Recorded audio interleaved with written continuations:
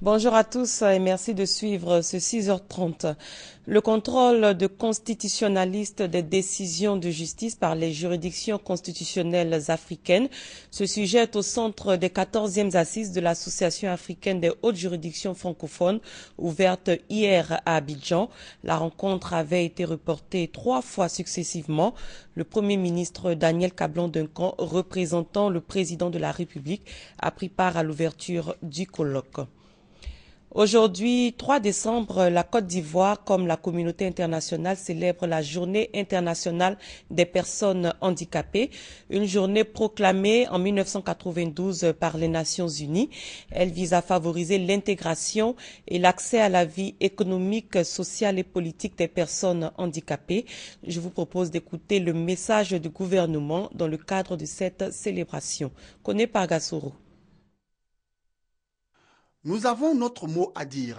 C'est le thème international retenu cette année pour la célébration de la Journée internationale des personnes handicapées. Cette journée a été proclamée par l'Assemblée générale des Nations unies en 1992. Ce thème, selon le ministre d'État, Dosso Moussa, rappelle à tous que rien pour les personnes handicapées ne doit se faire sans elles.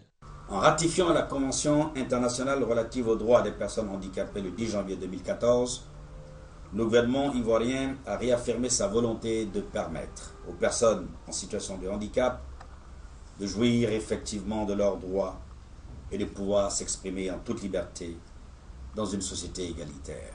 La commémoration de la 22e édition de la Journée internationale des personnes handicapées est donc une opportunité de réaffirmer l'engagement du gouvernement, mais aussi d'inviter toutes les composantes de la société ivoirienne à donner aux personnes handicapées la possibilité de jouer un rôle actif et positif dans le développement de la Côte d'Ivoire. C'est donc tous ensemble que doit être mené le combat inlassable de l'acceptation de la personne en situation de handicap comme une personne à part entière.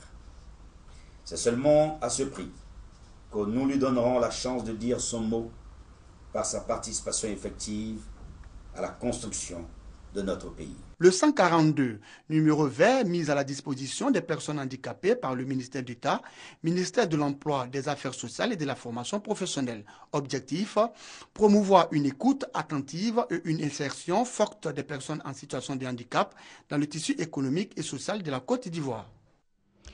Ils reviennent du Sénégal où ils ont remporté la 10e édition de la Coupe du monde francophone de taekwondo.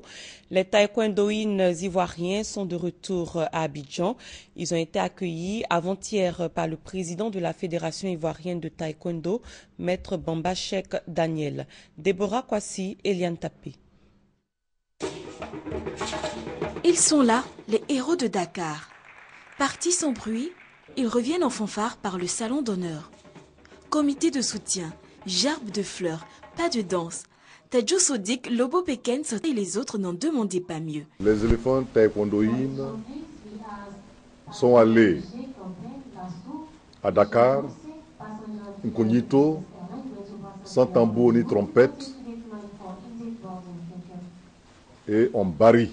Nous sommes une fédération comblée et heureuse, surtout presque en fin d'année, en décembre, c'est nos cadeaux de Noël. Et pour nous, champion d'Afrique 2014, champion du monde francophone 2014, il ne nous reste plus, si Dieu le veut, que la Coupe du monde au Mexique. Devant la France et le pays organisateur, le Sénégal, la Côte d'Ivoire garde son titre de champion du monde francophone. Cette épopée, elle la doit surtout à Lobo Pekens Otniel. Malgré sa blessure, c'est taekwondo in 3e dan ceinture noire, bat en 8e de finale le Sénégalais Bala Ndiaye, 10 fois vainqueur des Jeux africains, 2 fois champion du monde francophone de taekwondo. D'abord, c'est Bala qui a marqué le premier point. Quand il a marqué le premier point, tout le Sénégal était en fête. Pendant que moi j'attaquais, il a tapé sur mon bras et j'ai senti mon os bouger. J'ai persévéré dans mes attaques, j'ai fait un triplé des jambes, je l'ai pris. À la tête, c'était le chaos. En l'absence de son équipe A, l'équipe composée de 8 athlètes revient la besace pleine, 2 médailles d'or et 1 d'argent. Je suis très heureuse parce que d'abord c'est ma première sortie et vu que je ne suis pas senior, je suis junior, je me suis classée pour pouvoir tirer avec les champions de ma catégorie. Donc j'ai dû m'adapter au style de combat pour pouvoir avancer. Dakar, vraiment m'a servi de leçon parce que à partir de Dakar, je sais que j'ai une valeur. Les héros de Dakar donnent ainsi l'exemple à l'équipe senior partie au Mexique pour la Coupe du Monde de taekwondo par équipe. Le calme est de retour à Odiéné quelques jours après les événements survenus dans la ville à la suite de la mort d'un jeune homme en détention. Une partie du matériel, dont des armes emportées à la préfecture de police et au commissariat, ont été restituées avant-hier aux autorités policières par les manifestants. Mamadou Kwasi. 3 kalachnikovs, des munitions, un onduleur et un ordinateur de bureau constituent une partie des 7 armes, des motos et des chaises restituées par les jeunes de la ville d'Odiéné aux autorités administratives, policières et municipales d'Odiéné, une localité située au nord-ouest de la Côte d'Ivoire. Ces biens restitués sont le fruit des nombreuses rencontres d'échange et de sensibilisation menées par les chefs coutumiers, les leaders religieux et les cadres, dont le maire Nassineba Touré. Des initiatives qui ont permis le retour au calme. En remettant le matériel, les jeunes ont exprimé leurs regrets et ont promis ne plus s'adonner à de tels actes. La jeunesse d'Odiéné, en tout cas, n'avait pas pour ambition d'emporter ce matériel et les utiliser à d'autres fins. Nous allons prendre l'engagement devant tout le monde que de tels actes ne se reproduiront plus à Odiéné. Nous présentons nos excuses à tous ceux à qui le tort a été fait. Le maire de la ville d'Odiéné a salué le geste citoyen des jeunes avant de les inviter à privilégier la voie du dialogue pour que de tels actes ne se reproduisent dans la région. Mais si vous ne vous adressez pas aux personnes qui vous représentent et que vous allez régler le problème, même s'il s'avérait que vous avez raison, mais vous avez perdu votre raison. Et vous êtes sujet de blâme parce que vous êtes allé à un niveau qui est inacceptable dans un état de droit au nom des populations d'Odiéné. Avec à sa tête la chefferie traditionnelle, nous présentons nos excuses à toute l'administration territoriale qui est venue pour administrer la région pour ces agissements que nous ne pouvons pas justifier. Pour permettre au commissariat de police et à la brigade de gendarmerie ainsi que la préfecture de police piller, saccager de reprendre le service, le maire Nassineba Touré a offert 3 ordinateurs de bureau. Pour rappel, la ville d'Odiéné a été le théâtre de violentes manifestations les jeudis 27 et vendredi 28 novembre dernier, suite au décès d'un jeune chauffeur de taxi-moto dans les locaux du commissariat de police d'Odiéné. Depuis quelque temps, un malentendu oppose les jeunes du village d'Anoumambo, situé à Marcory, aux artisans ferrailleurs qui exercent au bord de la lagune du village. La tension était même montée. Il a fallu l'intervention du ministre du Commerce, de l'Artisanat et de la Promotion des PME pour calmer les esprits. Il a invité les deux parties à la retenue et au dialogue. Mahamadou Traoré, Abou Sanougou. Tout est parti de la volonté du ministère de l'Environnement, de la salubrité urbaine et du développement durable d'embellir le bord lagunaire qui donne sur le pont Henri Konabédié. À cet effet, la construction d'un mur avait été entreprise au fin de séparer le site accueillant les artisans ferrailleurs de la lagune. Si les artisans ferrailleurs adhèrent au projet, ce n'est pas le cas chez les jeunes Hachans d'Anoumambo. Pour eux, aucune barrière ne doit entraver l'accès du peuple Hachan à la lagune. En réaction, ils ont procédé à la destruction du mur en question, créant ainsi une atmosphère conflictuelle. Face à cette situation, le ministre du Commerce, de l'Artisanat et de la Promotion des petites et moyennes entreprises, Jean-Louis Billon, est venu ce dimanche à la rencontre des différentes parties. Nous sommes dans un pays de dialogue et il va falloir trouver une solution qui donne satisfaction d'abord à la chefferie, aux communautés villageoises et aux artisans. Mais on peut toujours trouver une solution. Je pense qu'un mur solide n'est peut-être pas approprié. On peut trouver une autre forme de délimitation qui donne satisfaction à tous. Pour qu'on puisse également trouver des sites de relocalisation pour les artisans mieux aménagés et définitifs, afin qu'ils ne soient pas toujours installés dans la précarité. Après cette rencontre, les deux parties promettent au ministre de se retrouver très bientôt sous la médiation de la mairie de Marcory pour poursuivre le dialogue afin de parvenir à un compromis. Le prix des hydrocarbures enregistre depuis avant-hier une baisse allant de 11 à 15 francs CFA. Le gasoil passe de 615 à 600 francs CFA le litre, soit une baisse de 15 francs CFA. L'essence super pour sa part passe de 750 à 739 francs CFA le litre, soit 11 francs CFA. Et ces baisses proviendraient de l'application du système d'ajustement automatique des prix adopté par le gouvernement ivoirien en novembre 2012. Guy Roger Nguessan et Jean-Jacques Kwameala pour le compte-rendu. Je n'ai pas fait attention, mais ce matin, je remarque parce que je ne prends pas le carburant tous les jours. Donc c'est ce matin que je remarque. Je suis surpris, ça m'étonne. Je viens juste de le constater d'ailleurs.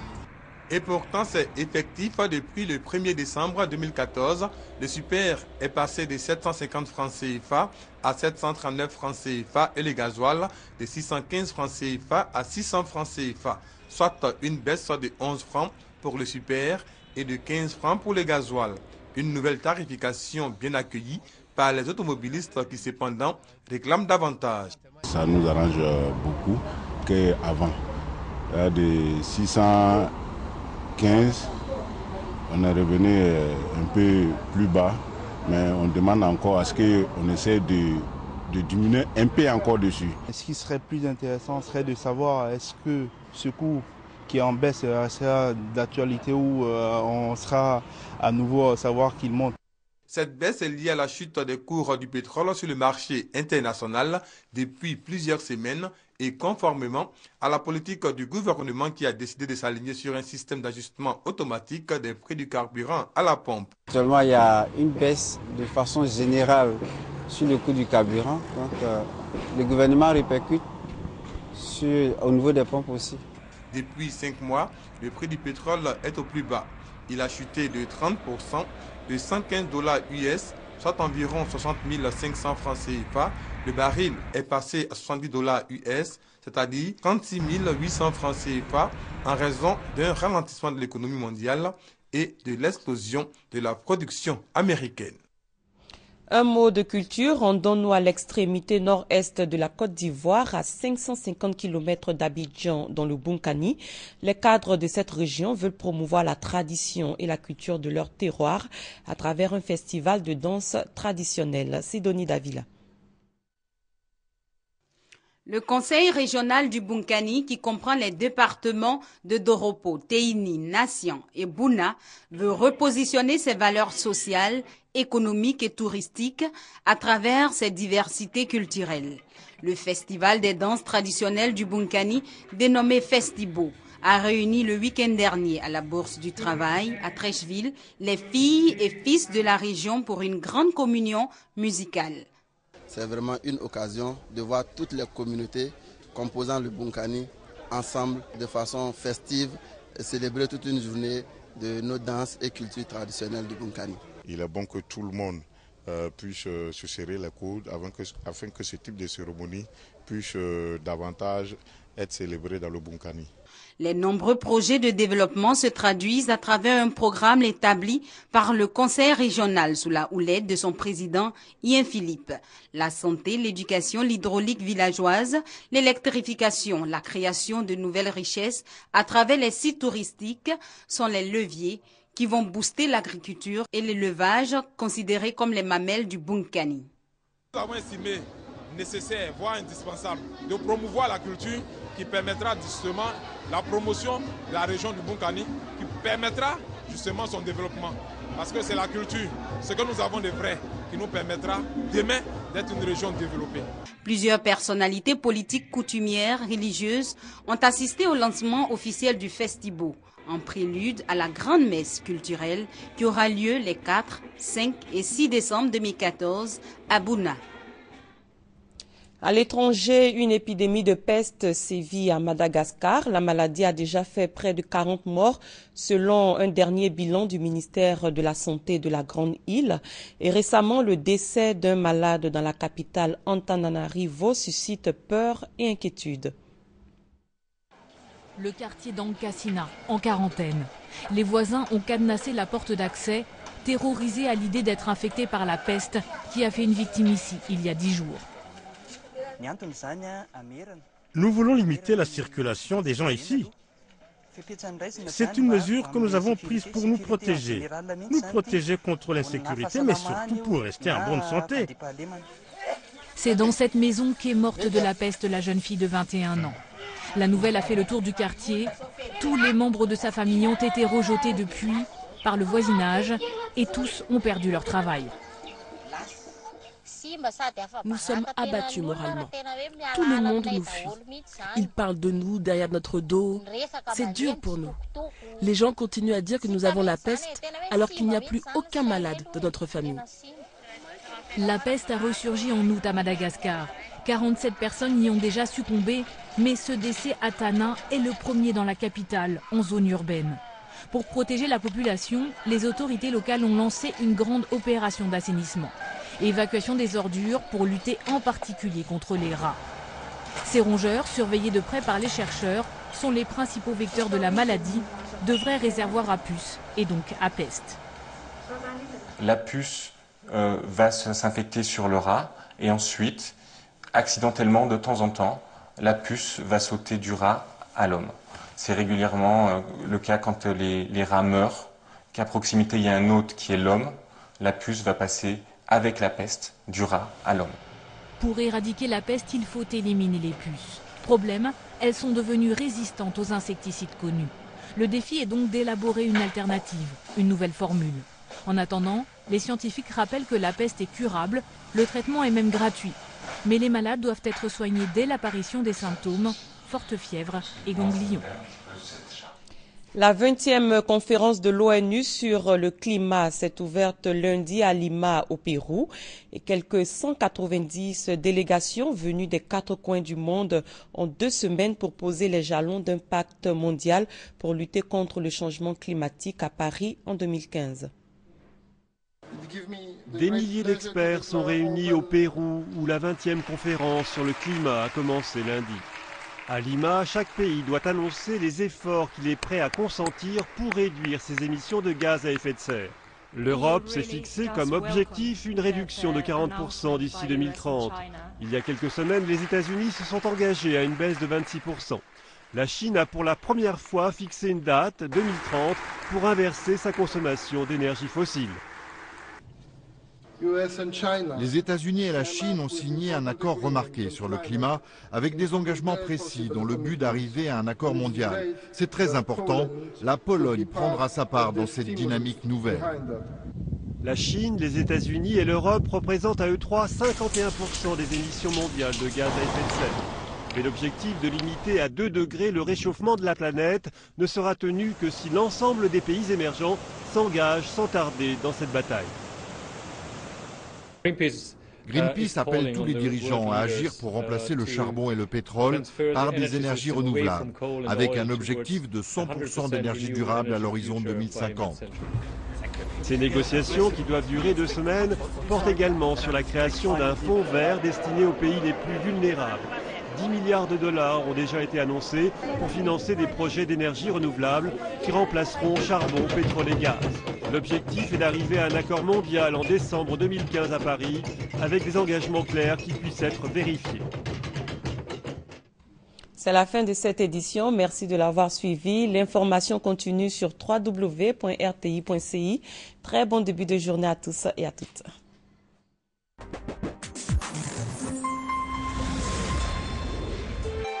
RTI 1, la chaîne qui rassemble.